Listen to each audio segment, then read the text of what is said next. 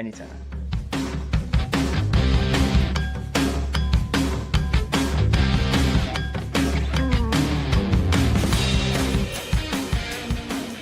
Welcome to Center Cup. I am Kyle Miserino, joined as always by Will Neary and Nick Newmeyer, and we've got a preview day today. We will also be talking some recent news. Of course, we've got the Byron Nelson at TPC Craig Ranch going on this week, and a few other tournaments. DP World Tour is going on, Korn Ferry Tour, Champions Tour, PGA Tour Americas, and the Asian Tour also going. Plenty of tournaments to talk about. How much we'll talk about them, that's yet to be seen. We're going to do a little fantasy. Yeah, TBD. We'll do a little fantasy recap from our first episode, I believe we've ever done, and I don't think we've updated it since. So everybody follows us on socials, so I don't feel the need to say it every week on here. It's just because everybody's and then you just don't post it on socials either. I don't post fantasy on socials though. I've lost track of that one a little bit. The picks game has been steadily kept on socials. Yeah, we've been focusing on picks and points, so the fantasy has gone by the wayside. But hey, we're going to talk about it a little bit today. We're back. I just needed to get back on top of it ahead of Neil Shipley's inevitable win this week at the CJ Cup Byron Nelson. I can't wait for the Neil Shipley week this week. It's going to be huge for me. Huge for me. But let's start off with some college golf. The NCAA regionals concluded this afternoon. Nick, do you want to kind of tell us what we need to know about what happened there? Yeah, so basically NCAA regionals have been going on for both teams. We had the women last week and the men this week. The top 5 teams in each regional the top 5 teams of each regional site advance to the NCAA Championship finals at the Omni La Costa Resort. It's just a great time for college golf. Obviously last year, Northwestern Women's Golf won their national championship, which does not get talked about enough, quite frankly.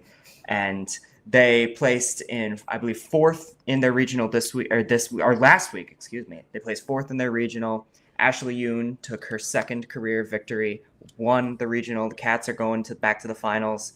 Unfortunately, wasn't the same result for Northwestern men's golf this week. Their season came to a close today, but we had some really good finishes at the men's regionals this week. Some more or less expected teams going on. There weren't really a lot of upsets. I know at the Moran regional, number 20 Alabama was eliminated. Number 21 New Mexico. At the Bryan regional, 23 Long Beach State in Columbus. And at the Corvallis regional, that's where there was some iffy eliminations. We had number 7 Texas Tech not playing in the championships. That was probably the biggest shock that there was. And then we had some big ones over in Athens too.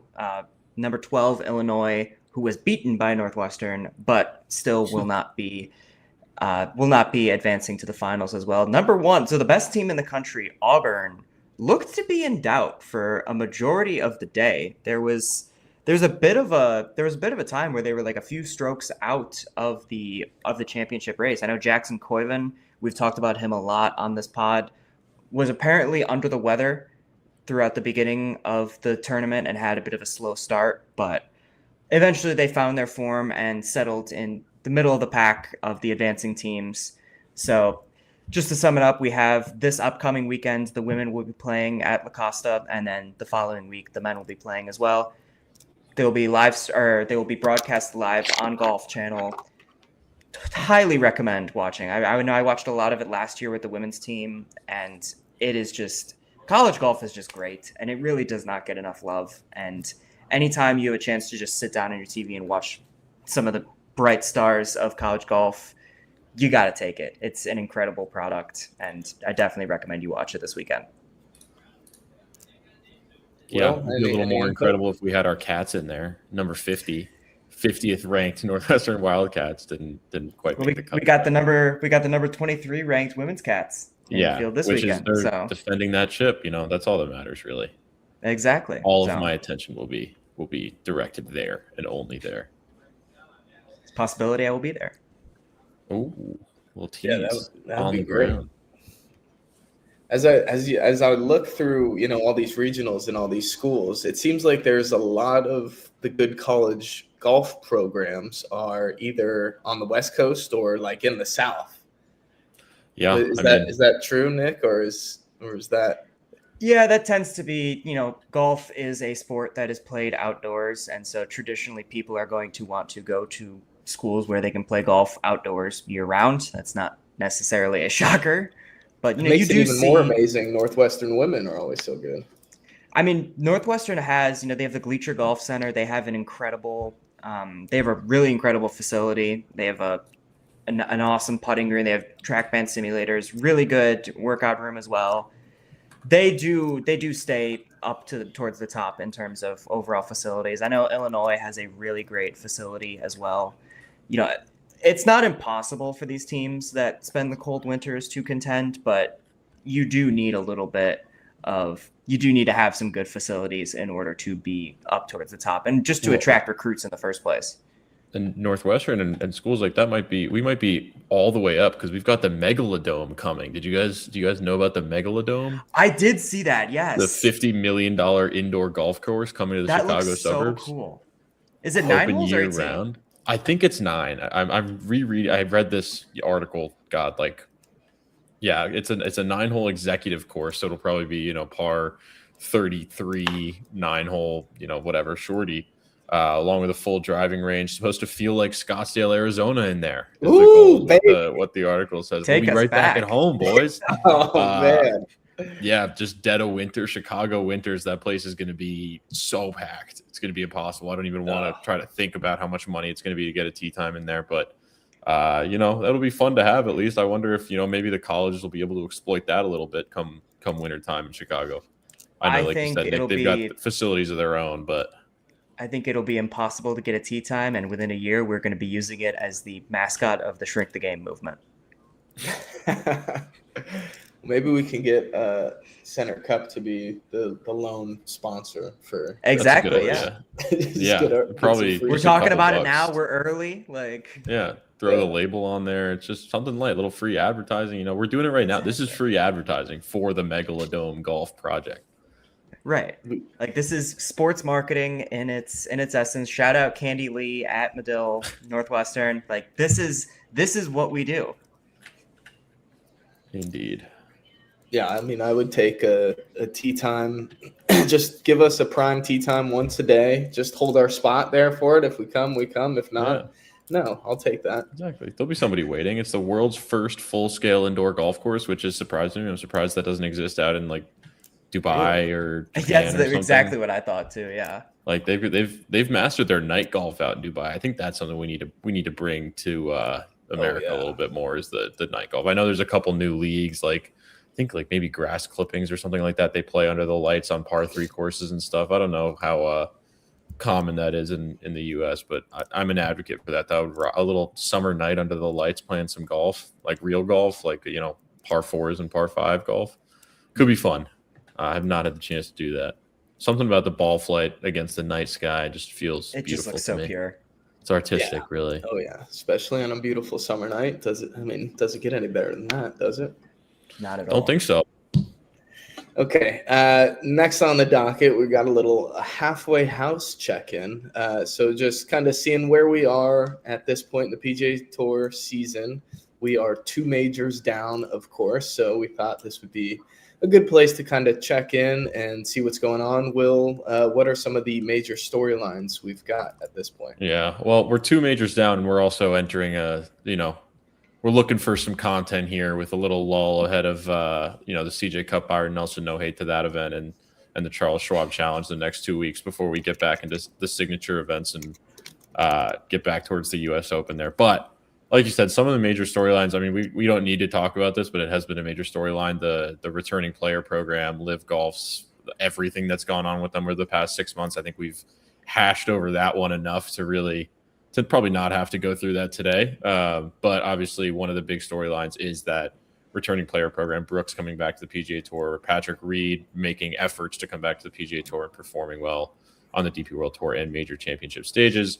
But I think in terms of the players we see week in, week out, and what's and you guys can tell me if I'm wrong. This is just kind of when I was thinking through how I feel about everybody's play this year.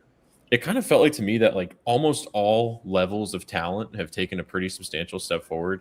And maybe like I think the way I was thinking about this is right. Like the four, we know the four players the best in the world: Matt Fitzpatrick, Cam Young, Scotty Scheffler, Rory McIlroy. Obviously not in that order, but those are the four guys at the top that have kind of differentiated themselves. I know not all those guys performed great at the PGA Championship, but over the past 2 months, since the Players Championship, really that has become pretty clear that that's the upper echelon, and all of those guys, even Scotty, really are playing like quite well. Obviously, Scotty hasn't quite converted to the level you'd expect, but whatever. That aside, those guys are all playing really well. You have this old guard that kind of is overperforming, maybe, or performing better than at least I expected. That's especially Ricky Fowler in that group. I mean, Justin Rose, we see every year perform weirdly well for a 45-year-old. Adam Scott has been doing the same, although I know, again, he's coming off a pretty poor PGA Championship. And Jordan Spieth, even if we want to throw Nick a bone and add him to that group, I don't know if he quite fits, but Can I just say, we were laughing about this before we went live. I did not put that on the note sheet. No, let it be known. That was all. That was all Will. I had nothing to do with that. For the record, the sheet does say Jordan Spieth ? So it was a little wishy washy. I wasn't putting both feet on that one and standing on it. But that being said, that group has played well. I mean, despite Jordan Spieth not being incredible, like he has been better than I probably would have expected him to be at the start of this season. And for that, I can throw him into that group. And even like every year you have unexpected players, but I feel like we've had a ton of names that have been really consistently good. I mean, Siwoo Kim has been a major one of those, and he'll be playing this week at the CJ Cup. Chris Gotterup, Rio Hisatsune. Hisatsune is also at the CJ Cup this week. And then Jacob Bridgman, Jake Knapp, Christopher Rayton, Alex Fitzpatrick, Pearson Coody, Nikolai Højgaard are just like a handful of the names that have been really, really good. I think the group that I have a lot of question marks is kind of the group like the second tier, like the Colin Morikawa. We thought we were going to see a breakout after the AT&T, and then he hurt his back. Ludwig Oberg, we've talked ad nauseum on this podcast about like when is he going to actually get over the line. I think we're all assuming he will one day, but that we have thought that for a long time now. And I know the Genesis last year. Don't at me and say that I'm forgetting that. I'm not, but I'm looking for something this year. Tommy Fleetwood, Hideki Matsuyama, Russell Henley, Robert McIntyre, and honestly, I debated throwing Justin Rose in this category too because he switched to McLaren irons for no reason. I know he had a decent finish at the PGA, but whatever. But yeah, I'm curious to hear what you guys think. That's kind of how I was separating it in my head. And I think that's really the one group that like second tier, I just don't know what to do with any of those guys. Like, I feel like when I look at the odds boards, I'm like, okay, yeah, like there's these four, obviously we'll talk about Scotty this week being like plus 150 to win the CJ Cup. But you've got like those four guys that are clearly, a step above the rest. And at major championships, you could maybe throw Rahm in there, I guess. And then there's kind of this like weird meat pack of like Colin Morikawa, Ludwig Oberg that like tend to do well, but haven't really been able to convert other than especially after Morikawa's injury. And then there's the fun group of like the Rio Hisatsunes and the Christopher Rayton and the Jake Knapp and the Jacob Bridgman of guys who like I'd rather pick them than the guys in front of them. So I don't know. I feel like that's kind of been where things have shaken out so far. Yeah, I mean, I think the biggest thing, well, first and foremost, I thought I heard it, and then I went back and looked on the note sheets. I just want to confirm Cameron Smith is not one of the best players in the world. I believe that honor goes to Cameron Young. Cameron Young, dude. I think I've messed that up probably 100 times on this podcast. They're like two Camerons. I'm not. It's going to be a struggle. I don't know why. For some reason, those. He's got I did a actually new coach. write it in the notes. So he does have. Yeah, actually, that was. He's got a new coach. You're right, Nick. Had a good should finish at the PGA. Like I should stand on it. Cam Smith could be involved in this conversation soon. Heard it here first. Cam Smith is the best player in the world. No, yes, Cam Young. Sorry, a little Freudian slip. Maybe I'm a little overexcited after the PGA. But I think it is really good that last year I would say almost got sort of boring in the sense that Scotty was just dominating week after week, and that in itself was not boring, but it was the fact that there was no apparent contender. And I think that having a Matt Fitzpatrick, having a Cam Smith, and having a Rory McIlroy when he feels like it is really important to having that sort of competitive balance. And it's important to note that Scotty hasn't won since the Amex.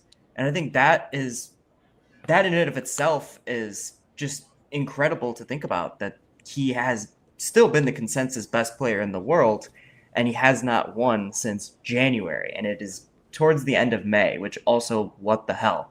But I think having those four, even though outside of maybe Cam Young and, well, obviously Rory, but maybe they haven't shown as much as they would have wanted to at the PGA, and for some of them even the Masters. But I think it's good to have that competitive balance. I do think, just getting a bit towards the lower end of the tier list, Chris Gotterup was a bit of a surprise at the beginning of the year, just how quickly he caught fire. And I don't think anybody was expecting him to be the number one player in the world, myself included, but he didn't necessarily like fall apart and just disappear like maybe Jacob Bridgman has.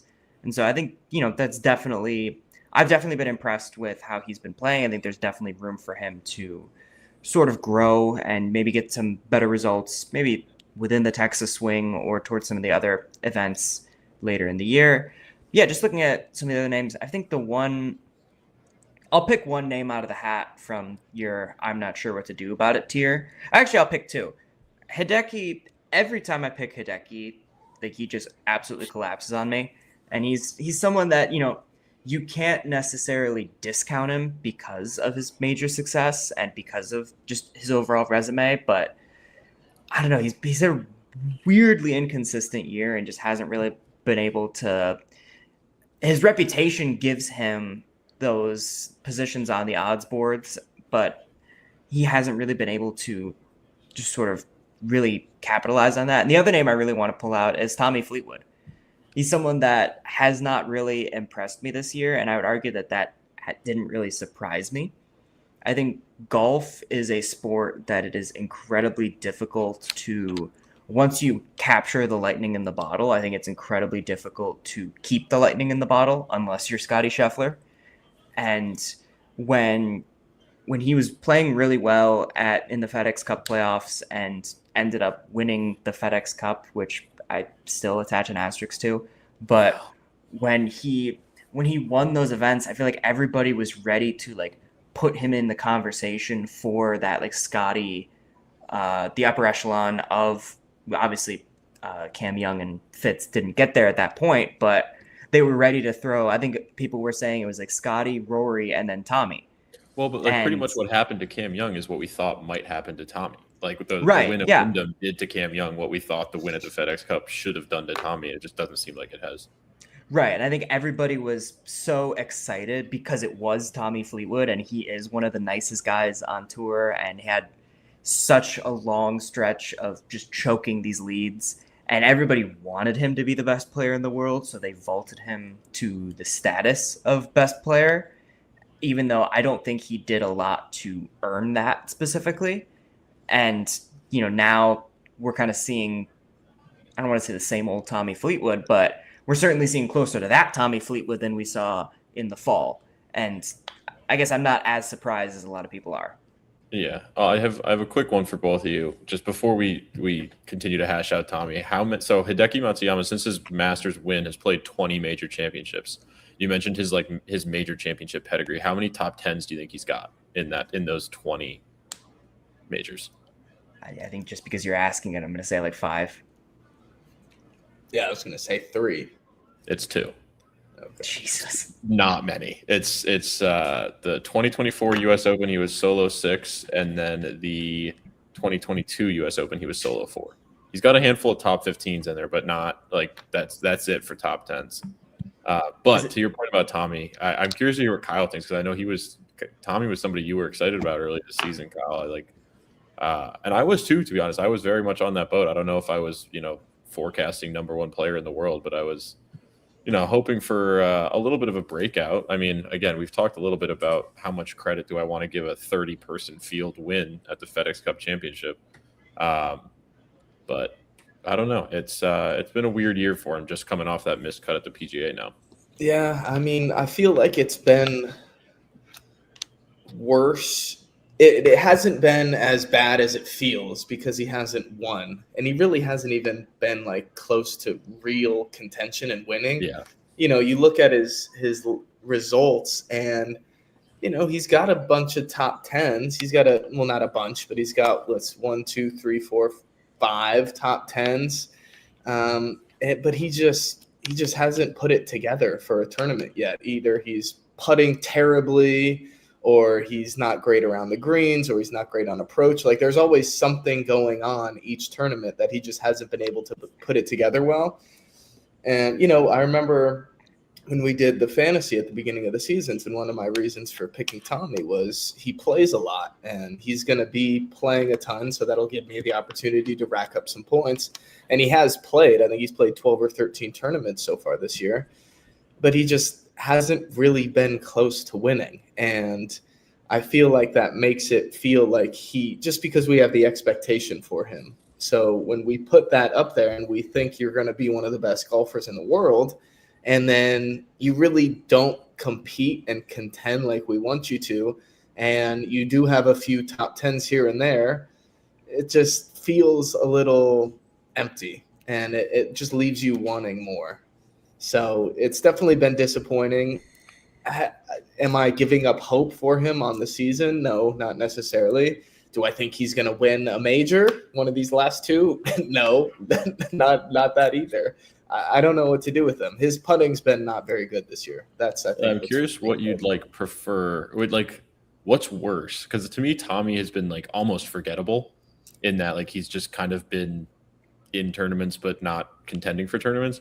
Because the other guy, another name in this list is Ludwig Oberg, who's been the opposite. He's been very much contending for tournaments, but just has not been able to actually step up, and has, in a couple cases, very much handed the tournament to somebody else.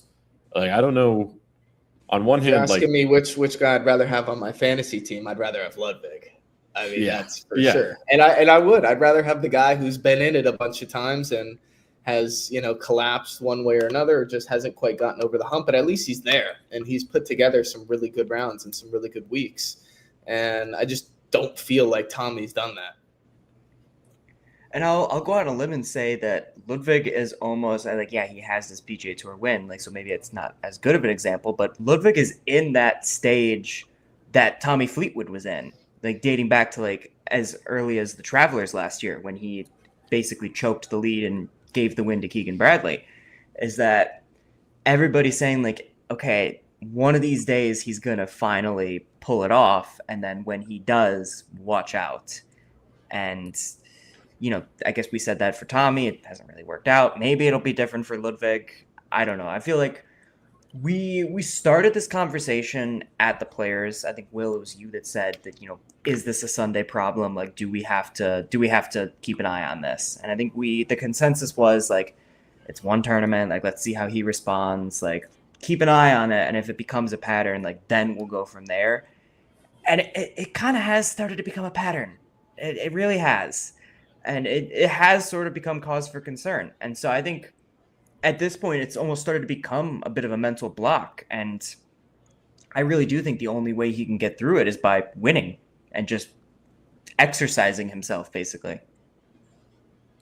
Yeah, I think we talked about that. I mean, I think we talked about this on Monday a little bit, but just the weird thing with Ludwig is I totally agree with what you're saying, because it feels like we're waiting for that win that's going to push him over the edge. He won the Genesis Invitational last year. I know it was at Torrey Pines, and I know it was it wasn't a Riviera. It was an offsite thing. It was weird. There was lots of other things. Ludwig had just been sick and maybe would have won the Farmers at Torrey Pines because he shot a 61 on day one. There was all sorts of weird stuff going on. But it feels weird. For Tommy, it was man, okay, he's got the monkey off his back of getting that PGA Tour win. Ludwig's got two of them. It's so it's odd. I mean, it's been a year and 3 months since his last one. But yeah, it feels weirder waiting for. That's what I'm doing too, Nick. I'm waiting for that win to push him over the edge, but then I have to sense check myself and be well, he kind of did win. He's supposed to have the monkey off his back by now. But right. For some reason, he just hasn't been able to. I think I agree though. It is a problem. It's that we're, like you said, we thought. We were we're gonna have to watch this to see if it becomes a trend, and unfortunately, it's happened a couple more times since then. And maybe not to the same degree. He's not shooting 77s on Sunday.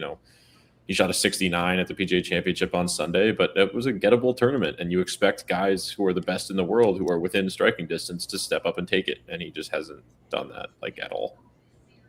Yeah, I think he hasn't necessarily choked a lead since the Players. It's more Yeah, so exactly. just been like he's had opportunities to grab the lead and he hasn't taken them. And I think that is a big difference. And so, we'll see. There's a lot of we'll see to Ludwig's game, and I think that's the problem with golf analysts, and that's the problem with I think we're all guilty of this too.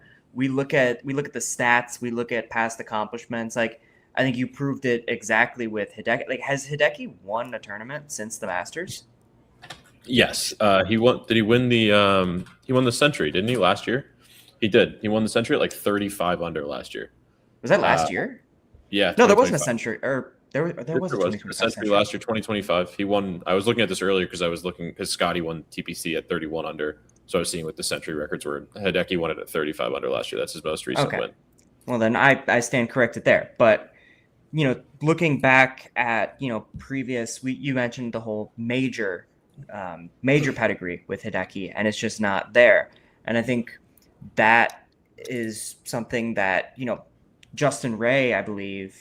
Actually, no, it wasn't Justin Ray. It was a different account. I'm blanking on the name right now, but they mentioned that who Ludwig kind of got vaulted to that standing because of his high results It was at. Tom and Marty's, That's right. That's who it was. Yeah.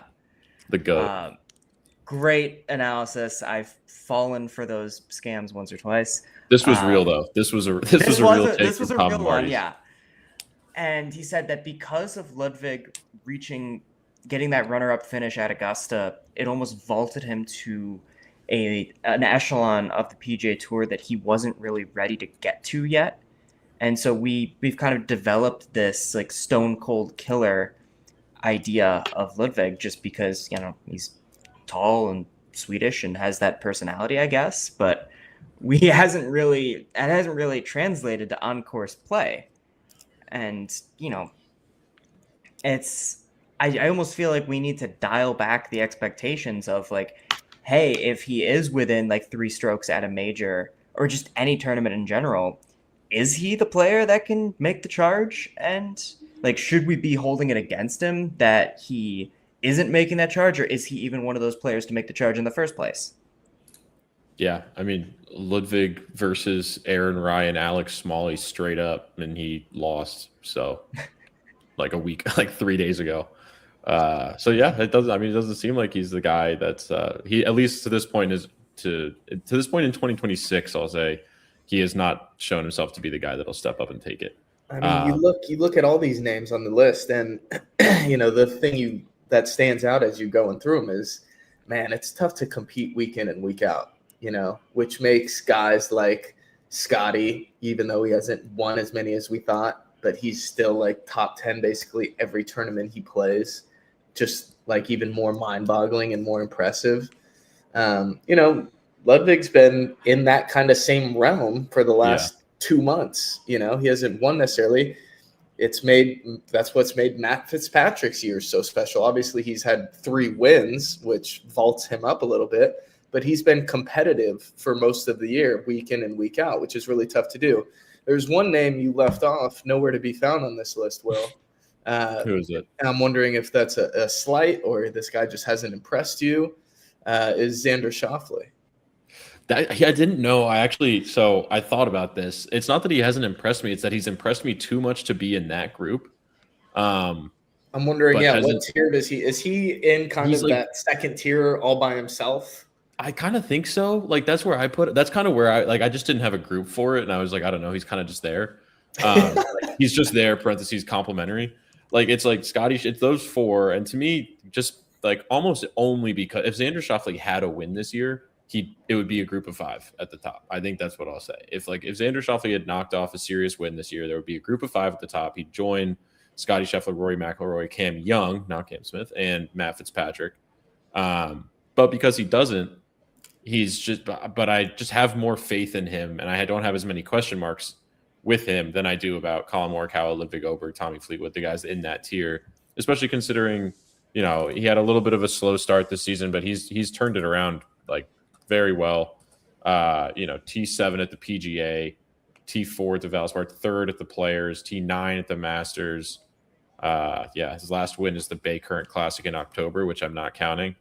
You can count it. It's FedEx Cup fall though. It's a little different, like weaker fields, etc., and not in 2026 anyways. But point being, it's true. He's the one name I left off when I was going to because I was reading through like OWGR and FedEx Cup, kind of like seeing how things tiered out a little bit, and he was the name that I just had nowhere for. But to answer your question, I would put him above this group that we've been talking about. Above that, like I don't know what's going on with these guys, and to me, I wish I could put Colin Morikawa with Xander Schauffele in that tier, and maybe I could have if he hadn't gotten injured. Because after the Colin thing, it felt like he got hurt and then he still played well for a few weeks. He did. Yeah, he had a couple of good ones afterwards. He took some time off and then he's just hasn't been good the last couple tournaments. Yeah, it's really just the Cadillac and the PGA. I think the one thing that's weird is like after the injury, his driving distance went way down and it has kind of stayed pretty far down. But yeah, his putting has been off too. There's been a handful of things, but I was just so excited after the AT&T Pebble Beach Pro-Am, to be honest. Like I was like, man, we might be like all the way back. This is, the Colin Morikawa that won a PGA championship. This is a Colin Morikawa that won an Open championship. And truly, I think if he hadn't gotten injured, or maybe even if he had, kept on that run of top tens through the PGA championship, he'd probably be up there with Xander Schauffele for me. But just because those last two and I just don't know what's going on with his back. Like, I don't know how much the injuries. I feel like there's been no follow-up to that. It's just been like, I don't know, Colin's hurt, I guess. Maybe I'm just missing somebody who's writing lots of follow-ups about it, but I haven't seen much come out since that injury. But yeah, that's a really long-winded way of saying Xander to me is in a group of his own behind the top four there. Would a win put him in that group? Yes. Of the top. Yeah, that's what I was. I think if he had won this year, he'd be in that group. So all he needs is a win. So he's essentially like at the door, just waiting to be let in, kind of. Yeah, I mean, well, if he were to play in the CJ Cup and win, no. But like a legitimate win. Right. If he wins, what's that? It's at the. I'm completely blanking. The Memorial. If he wins the Memorial, obviously. Even the RBC Canadian Open, a legitimate win, yes, would boost him into that group of four for me. Would make it a group of five. So if Jordo wins the CJ Cup, it's just not going to do anything to you? Or? No, because sadly Jordo's in that tier of people I'll be impressed if he manages to win the CJ Cup. But man, yeah, he seriously needs to do something this week. Otherwise, we're gonna have some real questions to ask. So does Brooks. Brooks and Jordo, I've got tentative eyes on both of y'all. I don't need you to win because Scott's there, but come on. Yeah, I think we're out of major season, so I will be resuming my Jordan Spieth boycott. So Will, I trust you to articulate my thoughts up until then. Okay. But that's another one that I wanted to ask about was it coincided with the creation of the returning player program, coincided with the creation of this podcast, lest we forget. But how has I feel like we've sort of talked about him tournament to tournament, but how has Brooks Koepka been, and what are our thoughts about him? I hadn't looked a ton into him in his actual play, and I was kind of a little disappointed in the fact that he played fine at the One Flight Myrtle Beach T11, that's what you expect from him. T9 the Cognizant Classic, same thing. That's what you expect from a guy like Brooks Koepka. I will say I think the one thing that I've been pleasantly surprised by is that he kind of just seems like he's a hot putter away from winning just about anything. His approach play has been among the best on the PGA Tour, full stop, and some of that is weighted towards smaller events. So you can whatever do it's a little different, whatever, but still nonetheless it's top 10 on the PGA Tour. And his putter's been horrific. It's been really, really bad, and it's not necessarily kept him from wins, but kept him from contention for sure, real contention. I don't know. It's been an up and down year. Missed cut at the Texas Children's. Obviously, he missed the cut at the Zurich Classic, a team event with Shane Lowry. I don't even know what to do with that. T55 at the PGA Championship last week actually had a bad approach week, but I think generally I'm encouraged. I'll be tentatively encouraged by Brooks Koepka so far. Yeah, I think that was the biggest question we had when we first found out he was coming back was what version of Brooks Koepka are we going to get? Like, are we getting that like major winner Brooks Koepka? Or are we getting like the Brooks Koepka with bleached hair that we saw in full swing that was doubting himself? And I feel like we've gotten a mix of both, really. Like, I feel like we've just gotten like an average golfer. yeah, like that's kind Yeah, I of don't. It's a new Brooks. it. It's a different one. It's just somewhere in the middle of a dude who's just like good at golf. I think the game's in there. Like he's Yeah, hit some shots that like it's clear that the game's in there. He's just not the same guy he was 4 or 5 years ago when he was winning major championships. Um, Father Time will do yeah, that to you. yeah, exactly. Like I think honestly, I also think I had fairly low expectations. I think that's part of maybe why I'm pleasantly encouraged or pleasantly surprised. Is like I didn't expect him to come back and start competing for. I didn't expect him to knock off one of his first 5 events on the PGA Tour. I didn't expect him to start competing in these majors. I mean, his T12 at the Masters was like way better than I would have assumed he would do. A lot of that is obviously familiarity, but um, yeah, there's opportunity. This week is one of them. I think he'll top 10 this week probably, but will he do anything with it? Will he win? I don't know. Like, will he contend with Scotty? I don't know. He hasn't done that yet. Yeah, like there were one or two events. Like I thought he could have done more at the Cognizant. I definitely thought he Yep. could have done more at Myrtle. Like those were two of those where like I thought, it's a weak field. Like let's see where you stand amongst a weak tour, and that could kind of be like a good. And that's where it gets the most confusing is that he hasn't been able to sort of make that leap at these second-rate events, basically, and then pulls out a T12 at the Masters. Yeah, I do think a lot of that has to do with familiarity. Like to me, that's just like he knows his way around those greens. He's played that course a million times, and he's used to, frankly, excuse my French, he's used to giving a shit at that course. Like I think his whole career has been built on giving a shit at major championships, and I think if anything, like that's when his old Brooks can come out the most. Is just because he's so used to like putting his best foot forward there that maybe there's a part of him that just kicks into gear a little bit more than he can really do to really win like a Myrtle Beach Classic rather than get a T11 with a final round 70. Yeah, I'm excited to see what he does here in this last half of the season. I think it takes some getting used to getting back in the rhythm of playing as many golf tournaments as he had. He just hasn't played that much as he has in this first part of the year in the last few years. 72 holes a week, that extra 18. He's got more pants now. Yeah, there's no music, man. Like it's hard. It's impressive he's even adapted this well. Which is probably why you had those low expectations, Will. Yeah. Okay, shall we go on to a little fantasy golf and points game update?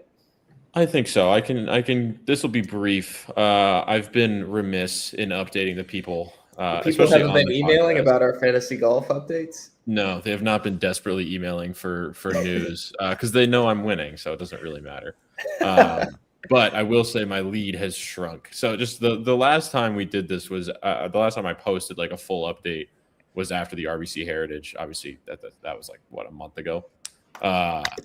And so I did a couple calculations today. At that point, my lead was over 300. It was 340 over Nick, and that has shrunk significantly. So just to refresh on the teams first, I guess, and I'll throw our graphic up here. If you're watching online, you can see the beautiful faces of our teams there. I'm embarrassed by my team. My team Yeah, stinks. but Kyle, you're just running away with the picks game, which is the only saving grace I have. But my fantasy and it's the only one that matters stinks. really either. Your fantasy team does stink a little bit, yeah, but that's okay. Yeah, Look, we've got a rough look. In first place is still me, but by a lot less at 1,265 points. You can see how we do points here. They're weighted, obviously, finishing position and events. So like regular events are worth the least, signature events middle, majors and the players are worth the most for your finish. I've got 1,265 points. My team of Matt Fitzpatrick, Russell Henley, and Daniel Berger has been heavily weighted towards contribution from Matt, as you might expect. Obviously 3 wins, although I only gave the Zurich half credit. I think we talked about that. That felt a little cheap to give a full win to Matt Fitzpatrick for something that he didn't necessarily do by himself. So Only gave that one half credit, but anyways, the gap to Nick has been closed substantially. Again, it was 340. It is now 92 points. Obviously, Scotty doing a lot of the heavy lifting for Nick here. It's been, dude, the Truist was, the Cadillac was huge. It was when I was doing the math and I like typed in like, okay, Scotty solo second plus 90. And then I like opened the results back up, like Command F Ben Griffin. And I'm like, oh, fuck, he was third. That sucks. So he got 90 points for solo third at the Cadillac. And then Spieth was T18.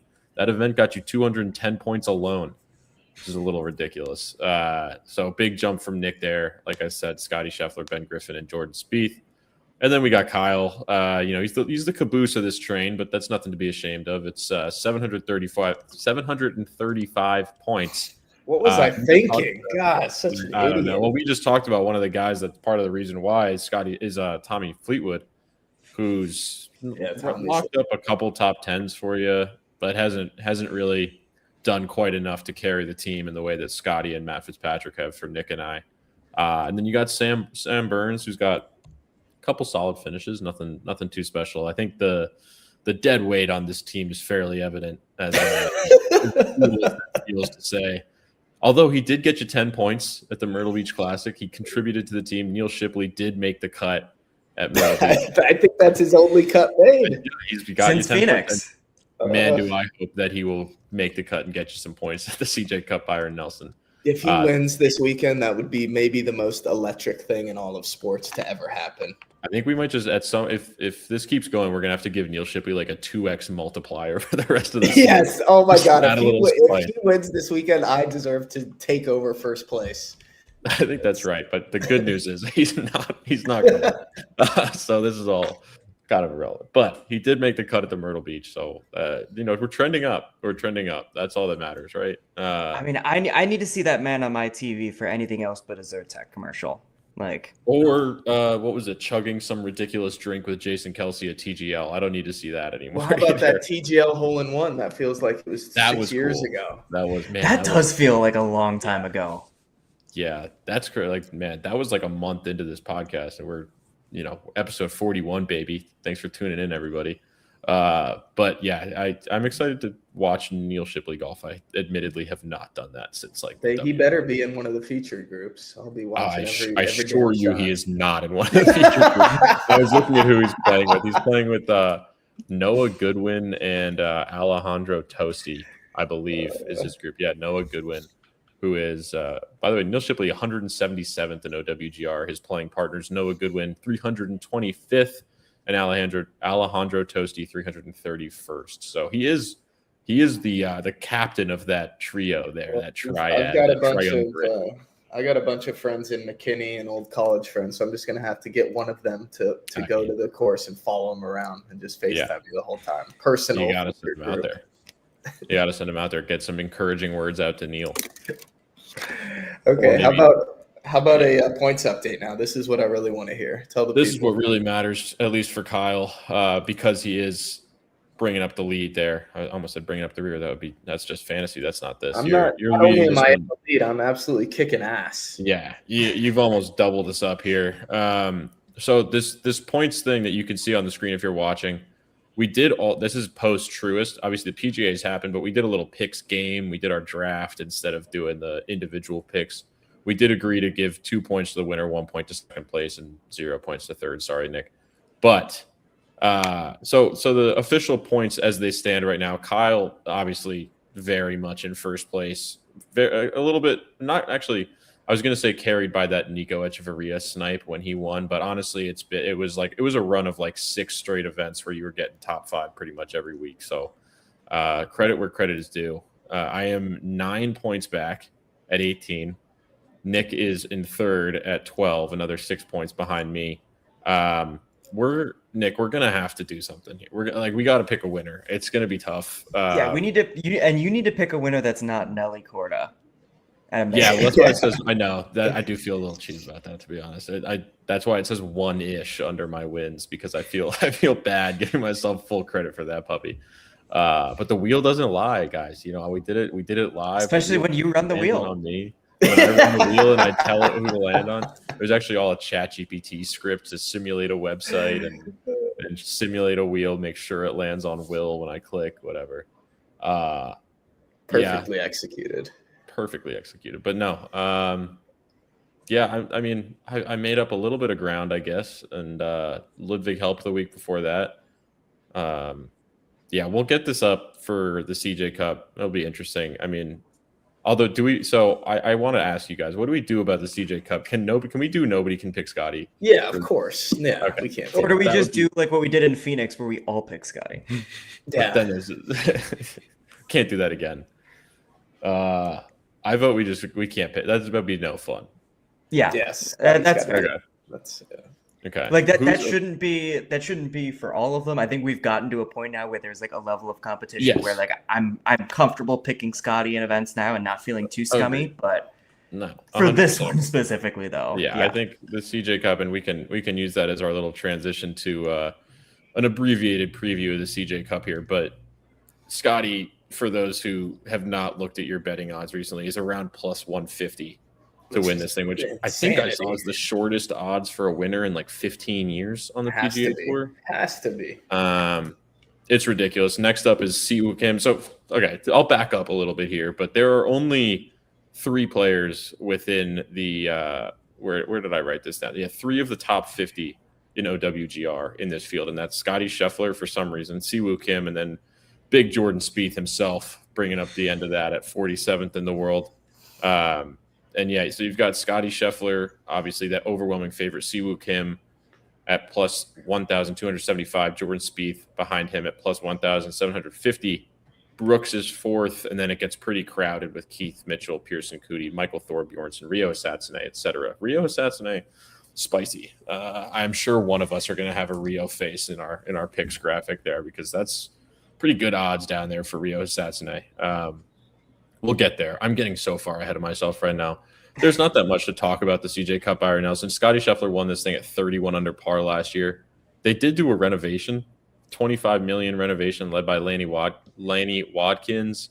They actually did a decent amount of stuff. They relocated, redesigned bunkers to try to make it a little more difficult. They resurfaced the greens. They added new turf, and they lengthened some holes, although the course itself isn't actually more. It's like 50 yards longer, but that's okay. They lengthened some holes supposedly. We'll see. I would still pick the winner to be like at 28 under. I mean, there's only so much you can do to a course in a year to entirely redefine what the scoring average will be. Obviously the 31 under par for Scotty Scheffler last year was an exception, not the rule, but this course is like always among the top of the list with the Century and the Amex as the lowest score of the year, pretty much year in, year out. So yeah, I mean, I don't know. We can get into the field. What do you guys want to do here? I mean, like Scotty Scheffler is almost certainly going to win this thing. It's almost so obvious that he's going to win that I don't think he's going to win. He's going to get second, almost certainly, but he's going to win. But we're going to have like, what is it going to be, like a 76 on? Actually, no, he's going to shoot even par on Thursday, and then still finish at 30 under after like and 3 and it'll be a second place finish. But yeah, I don't really have much. I think, like we said, like if Texan doesn't at least finish in the top 10, I don't know what I'm going to do, guys. Yeah, I will. This is like, outside of Scotty, this is a good litmus test, because this is like Brooks Koepka, Jordan Spieth. I would throw Siwoo Kim in there, although I'm not really worried about Siwoo Kim. Brooks Koepka, Jordan Spieth. I'll give you my prove me wrong guy right now, Michael Thorbjornsen. We got to do something. I don't know. He's 4th in odds, I believe. 5th in that has moved actually a little bit to 7th in odds. He's 7th in odds now, tied with Pearson Coody behind Keith Mitchell. We need a top 10 or something. Again, I don't expect him to win, but we've talked about it a little bit. It's been a pretty substantial fall off for a guy who was one of the players who looked really, really good to start the season. Easily he was T18 at the Farmers, easily could have won the WM Phoenix Open. And I think at least I left the WM Phoenix Open thinking that this was going to be one of the guys to watch this season, like what he could do. Obviously came through the same pipeline that Ludwig Oberg came through, the PGA Tour U pipeline. Thought it might be the start of something really interesting this year. And since then, he's missed 3 cuts, including the PGA. He's got 2 top 15s, but no top 10s. It hasn't been super pretty for him. Obviously, this is now a weaker field. We're playing at TPC Craig Ranch. We're playing in a field where only 3 top 50 players in the world are there. This has got to be a top 10. Especially if it's a birdie fest, I don't understand how Michael Thorbertson could not be in the top 10. The dude hits it a mile and is sharp with his irons usually, although obviously hasn't really been recently, but whatever. That's my prove me wrong guy. That's all to say this is a good litmus test for a lot of the guys that need to prove something. Yeah, I think, you already touched on Rio a little bit, and he's someone that I really like him this week. I think we've talked about early in the year, just Rio Hisatsune in general was someone that 23 years old. We really did not expect him to have the start that he did. Obviously, tied for second at the Farmers Insurance Open, tied for 10th at the WM Phoenix Open, finished tied for 8th at the AT&T Pebble Beach Pro-Am, then kind of fell off a little bit. Was able to scrape T13 at the Players, which I remember at the time we were very impressed with, considering that was probably one of his bigger tests of a tournament, and then hasn't really done anything since outside of a T8 at Valero Texas Open, which I don't know about you guys. I'm willing to just sort of sweep Valero under the rug just because of all the delays and it being the week before the Masters. I'm willing to kind of just sweep that one under the rug and then good finish, sure, but I'm not willing to say oh my God, he had a good finish to the Valero. You know what I mean? Yeah, I wouldn't disagree with that. I think that's fine. And so I think we had talked about this a few episodes ago of the players that if they were going to win already, they would have. How do you discern the Chris Gotterups from the Jacob Bridgmans, the guys that start the year really hot and then don't keep up that same momentum? And so I think Rio is one of those guys that he's going to risk falling. And granted, when I say he's going to fall off, he's not going to disappear off the face of the earth and we're never going to see him again. He's 23 years old. I think he's on a really great career trajectory. I think he's in a very good spot, but I think it needs to happen this week if it's going to happen this year. Okay. I don't necessarily disagree with that. I think this would be a great opportunity for him. Yeah, I don't disagree. This is probably the best chance he'll get. Yeah, exactly. I think there will probably be other opportunities, but I'm not. I think this we're probably not counting FedEx Cup fall. If anybody's saying that right now, that does not count. This is his best chance outside of FedEx Cup fall, which I do think he will get one in FedEx Cup fall. That's I'm saying that right now. The other storyline that's interesting to me, unless we want to keep going on Rio Satsune, but I figured the PGA Tour posted something about this earlier, so I'm sure a lot of people have already seen it. But Blades Brown is in this field, and he does need a solo 21st finish or better in order to get special temporary membership to the PGA Tour. So if you're looking for something to care about this weekend, that's something. It's not the biggest thing in the world, special temporary membership. It basically just allows him to get there's a limit of 7 sponsor exemptions that non-members of the PGA Tour can get. This basically then waives, if he becomes a special temporary member, that is waived. He can get as many sponsor exemptions as he likes, and I'm sure he would get a ton of sponsor exemptions should that be the case. I don't think he'd have trouble getting in pretty much anywhere, especially should he have a high finish this week and be riding a little bit of a hot streak.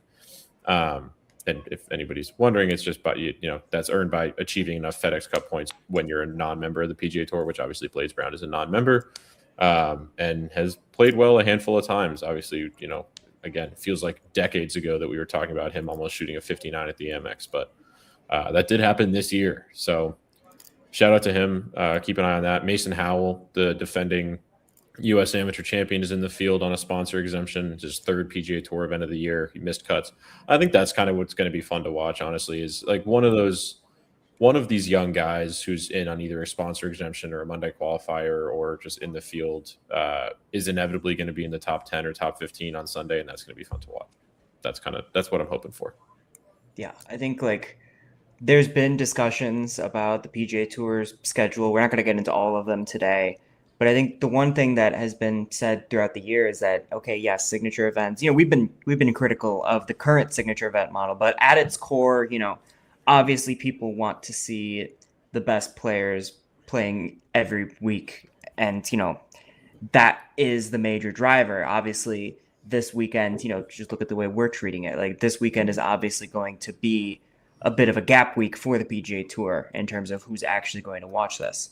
And so, but it's at these events though that you really get these storylines, that you really get players that are coming through the ranks, that are making names for themselves. And that's why when you shrink the fields to 70 players, you don't get those storylines week in and week out. You just get the guys that have established themselves maybe a little too much and are just kind of there.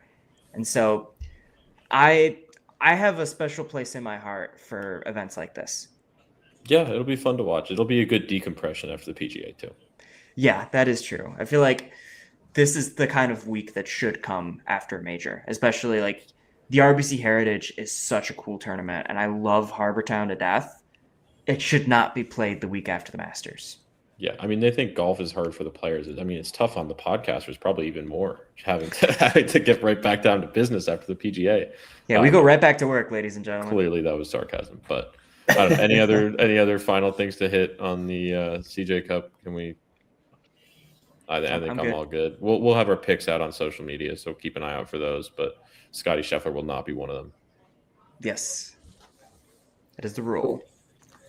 You want to go through just naming the other tournaments going on this week? I'll literally just shout out the names: the DP World Tour, Korn Ferry Tour, PGA Tour America's Champions Tour, and Asian Tour going on all around the world. The one that I'll shout out and wrote here that I usually don't write here is the Asian Tour.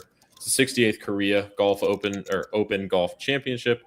The one thing to know about that is that the highest finisher, not otherwise exempt, which will almost certainly be the winner of that event, will get an invitation to the Open Championship this summer. So keep an eye on that if you're, tracking majors. But if you're not tracking them, we'll tell you on Monday who won and who got in. So we got you there if you don't want to tune into the Korea Open. But it might be an interesting one. Those events tend to have a little bit of drama near the end. So.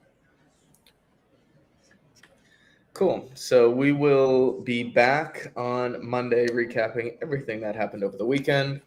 Hopefully we didn't really mention it, but I know the weather is supposed to be a little shoddy, thunderstormy, as tends to happen this time of year in North Texas.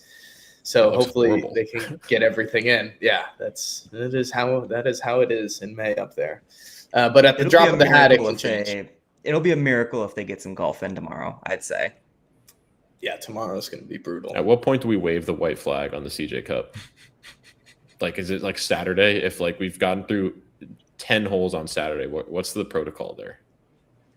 I don't know. Is there a minimum? Is there a minimum threshold for like how many they have to play in order for it to be a real tournament? There was one that Adams. This is such a random poll, but there's some event that Adam Scott won in like 2006 that was like either 18 or 36 holes, but that's not important enough to really delve into right now. Didn't Wyndham Clark win one that was shortened like a few years ago? Though, yeah, that was when he shot a 62 at. It was was that not was it Pebble? It might have been at Pebble. I don't know. I don't think it was Pebble. It might have been Pebble actually. Who knows? Anyways, but yes, he did. It was a 54-hole event. The Sunday got canceled, and he got the win off a 62 on that Saturday. Yeah, well, this one will be interesting. Thursday is supposed to be dumping rain basically all day, but I think they should be good Friday, Saturday, Sunday. It'll be scattered showers, but hopefully the storm lets up a little bit so they can get that in. So we'll recap that on Monday. Wednesday, they are at Charles Schwab Challenge over in Fort Worth. So we've got our little North Texas swing continuing there. And as a reminder, we will put out our picks for the Byron Nelson probably right after this on our social media. Our Twitter and /X is at Center Cup Pod. Our Instagram and TikTok at centercup.pod. And our email, centercup.pod@yahoo.com. We got to start like a sad violin when you get to the email. The world's smallest violin right here playing out of the corner of our ear. Okay. Any final words, gentlemen? This was a good halfway update, I think, and a good little preview. It was necessary to reset where we're at. I think the one thing I'll correct myself. It was not 2006. It was 2005 at the Nissan Open. Adam Scott won a 36-hole event. It is not counted as an official win. It was shortened to two rounds, and it does not count it as an official win, but he did technically win it. Got it. So what is it counted as? It's like the Hero World Challenge. It's like an unofficial win. They don't count them as official tour wins. Interesting. Okay. I don't know what the thresholds are. Like maybe it's 37 holes would have been good enough. Who knows? But well, maybe we'll find out this week what the threshold is. Yeah. And we'll talk about it on Monday. As always. Thank you for listening, everyone. We appreciate it.